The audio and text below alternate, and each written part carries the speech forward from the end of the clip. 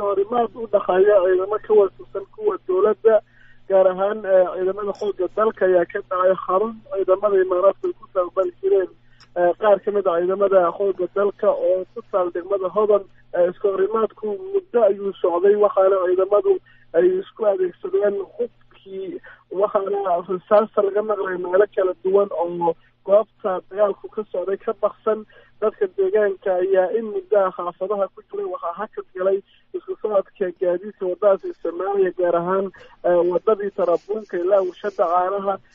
waxaana dadka xilliga dagaalku dhacaya ama iskahorimaadku dhex marayay ciidamada ka watirsan kuwa xooga dalka gaar ahaan ku sugnaa xaruntii imaaraadka ay ku tababari jireen ciidamada qalabka sida qaar kamid a dhawaanna ay la wareegtay dowladda soomaaliya ay dadku walaac ka muujiyeen gaar ahaan xilliga iskahorimaadku dhacay waxay ahayd waqti mashquul ah oo ardayda jaamacadaha iyo isku socodku uu aada mashquul u ahaa gaar ahaan gaadiidka dadweynaha biyaalka loo yaqaan bajaajta iyo guud ahaanba isku socodka magaalada marka loo eego harada meesha ku taal ibrahim cabdiqaadir sababta maxay tahay keentay isku dhaca ciidamadan wareedyo kala duwan oo ay la hadashay VOAda waxay sheegayaan in isku dhaca ciidamadan ka watirsan xoogga dalka ay ka dambeysay isfaham waa la xiriira saarad ciidan oo taalay gudaha xarunta ciidamada lagu tababari jiray imaaraadka gaar ahaan meel kayd u ahayd ama saad yaalay halkaabaa la isku qabtay sida dad xog ogaal ah ay u sheegeen VOA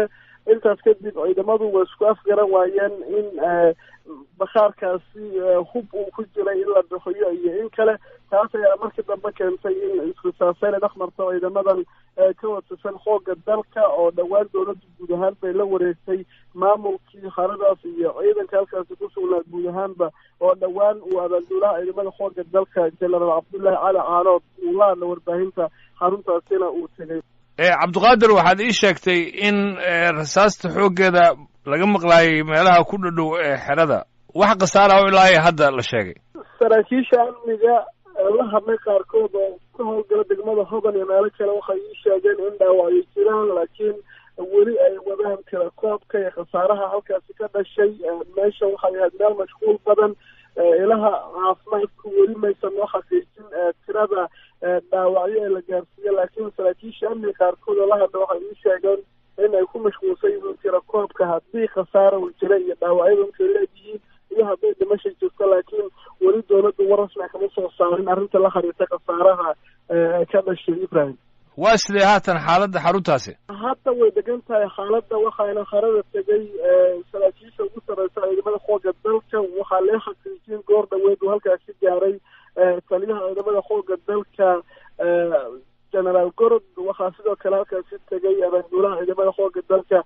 jenaraal cabdullaahi cali caanood xubno ka tirsan ciidamada xoogga dalka iyo saraakiisha hadda waxaa goobta ku sugan saraakiisha ugu sarreysa ciidamada xoogga dalka iyaga oo u kuurgalay wixii meesha ka dhacaya baaritaano la xiriira sababta keentay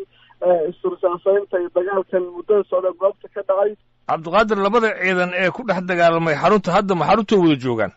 ciidamadan ka watirsanaa dowladda ee halkaasi ku dagaalamay goobta dagaalku ka dhacay iyo meelahay ku dagaalameen ayay dabcan joogaan ciidamaduna ma kala fogeen oo markii horeba xarunta ku wada sugnaayeen ama xaradan ilaa wareego kuwa amniga waxay ii sheegeen in qaar ka tirsan ciidamadu ay goobta ka baksadeen waxaana hadda jira in lagu daba jiro ciidamadaas iyo goobtay aadeen ee meelaha u baksadeen oo saraakiisha ciidamada goobta gaar amar ay ku bixiyeen in ciidamadaas iyo haddii ay jiraan wax hub ah oo lala baksaday xarada inkastoo aysan saraakiishu xaqiijin laakiin ay dalbeen in guud ahaan ciidankii harada jooga iyo meelaha la kala aado guud ahaanba harada dib loogu soo celiyo